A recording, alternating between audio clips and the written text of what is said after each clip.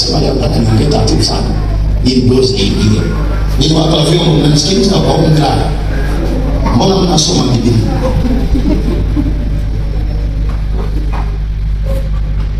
Kwa hiyo tuongee hii neno itakusaidia. Katika maisha usipende kuamini watu haraka. Rudia tena. Katika maisha usipende kuamini hata kama umeokoka, usipende kuamini haraka. Hata ujiridhishe. Lakini jambo la pili katika maisha, usipende kuwa na ushirika na watu wengi. Kuwa na ushirika na watu wachache sana. Kuwa na ushirika na watu wachache sana. Kwa sababu unapokuwa na ushirika na watu wengi, unajitengenezea ulimi mkubwa na maadui. Hao watu wakibadilika, wewe na mali watakudhibiti. Lakini ukiwa na ushirika na watu wachache, unaweza kupambana nao hata wakikupiga. Na kama unaweza kuzoea ushirika na watu wote, kama utaweza. Na kusema ushirika, unaweza kufanya kazi na mtu, lakini sio ushirika nao. Kuna mipaka. Kuna mambo yameweka mpaka kama hapa ni mwisho. Katika mazungumzo yangu mimi na yeye, sitavuka hapa. Unanifuata vizuri? Sitavuka hapa. Kama ni biashara, tutaongelea habari ya biashara, nitaishia habari ya biashara. Siwezi kumwambia habari ya langu bila Mungu, siwezi. Kama ametuma kwenye maisha yako, kuja kujua uhuru wako, ili aje kumaliza siku za baadaye. Kwa hivyo zungumza, lakini weka mipaka. Sianze kuzungumza ndio ndugu bali kwa anazaliwa maongele yangu waniyapasua wanafanya vile. Naona watu hapo mimi bana yani kwa hivi mpaka nifanyie operation. Naona mimi bana nikwambie tu kweli na angukaka kifafa basiri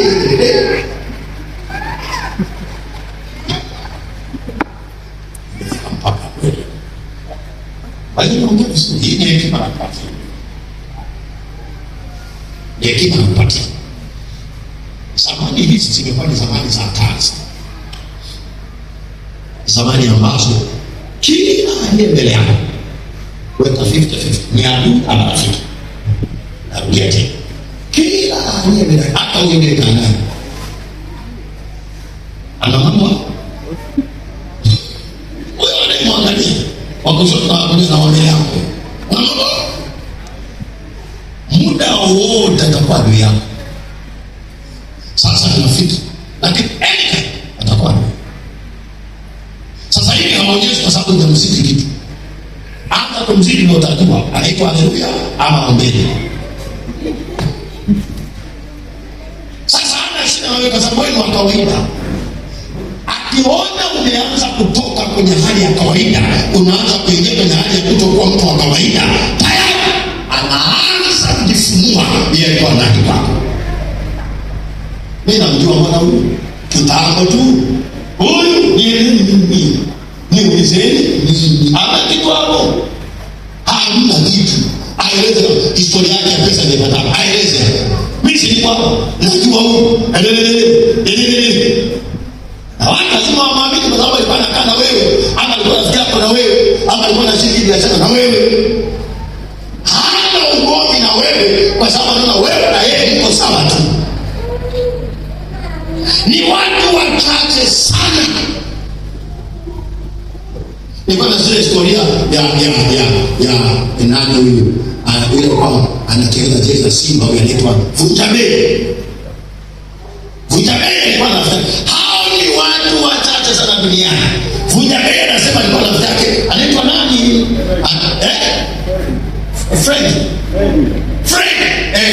Alikuwa na rafiki yake mmoja anaitwa nani? Alikuwa anasimulia. Anasema kwenye maisha yao walianza kufanya biashara hapo Kariakoo. Lakini kwanza story kwenda China, mtaji ulikuwa ni mdogo. Yeye friend alikuwa na pesa ndogo, hata milioni 10 hazifiki. Na kule nataka kama milioni 30. Na ndio kachukua mzigo wa kutosha. Si friend aliyofanya akamwambia basi tufanye hivi. Mimi milioni 15 nakupa wewe. Wana 15 mimi nakupa wewe kwa mzigo. Zalisha pesa. Utakapopata pesa na mimi nisaidie.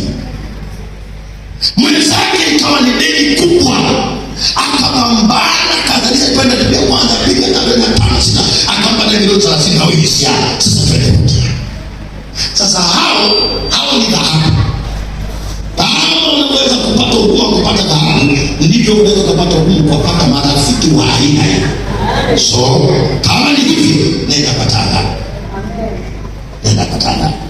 Maisha ya sasa utakie kuwa wazi sana. Halo, hata washirika wa kanisani usiwaruhusu wakujue zaidi, usiwaruhusu, kwa sababu kukujua kwao zaidi wewe, hiyo ndio itakuwa silaha yao ya kuja kukumaliza baadaye. Leo naniambia hapa mjini, mimi nani, tunapitia mambo mengi baza, napitia mambo mengi, ndio mimi nakuamini, ndio watu nilikotoka nimekatia mimi makabati, lakini kwa bahati mbaya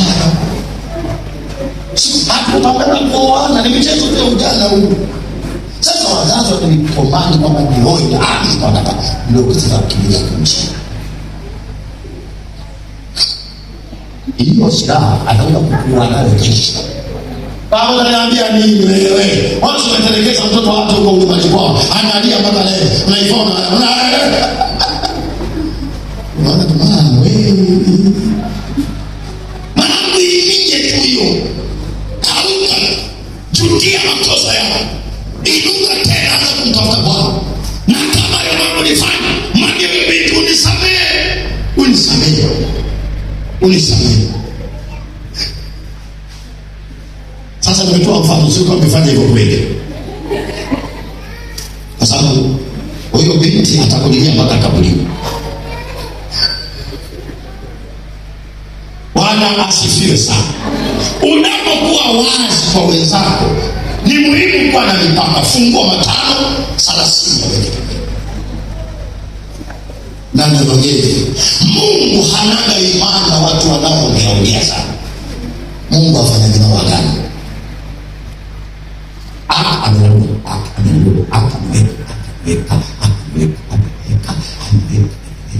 Amekuja sana mitandao, si hubiri, si niseme.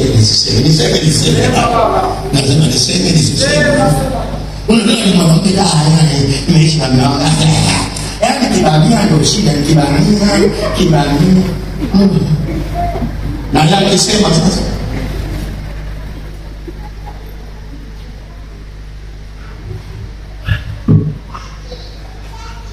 hata wakati mwingine kushirika.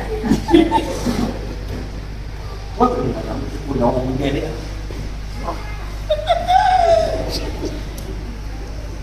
Hayo maneno